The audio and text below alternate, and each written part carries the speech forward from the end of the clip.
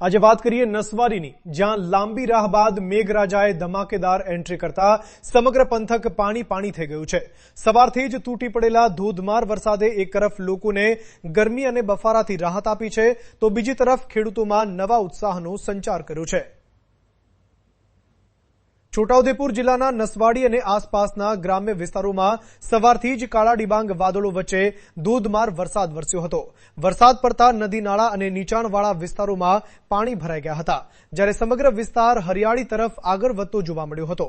વરસાદની આતુરતાથી રાહ જોઈ રહેલા ખેડૂતો માટે આ વરસાદ આશીર્વાદ સમાન સાબિત થયો છે। કપાસ, મકાઈ અને તુવેર જેવા ચોમાસુ પાક માટે આ વરસાદ જીવતદાન રૂપ માનવામાં આવી રહ્યો છે। ખેડૂતોમાં વાવડી અને પાક અંગે નવી આશા જાગી છે।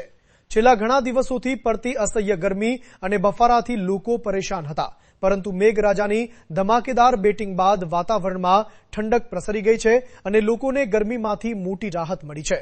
મેઘરાજાની આ મહેર બાદ હવે ખેડૂતોની નજર આગામી વરસાદ પર છે।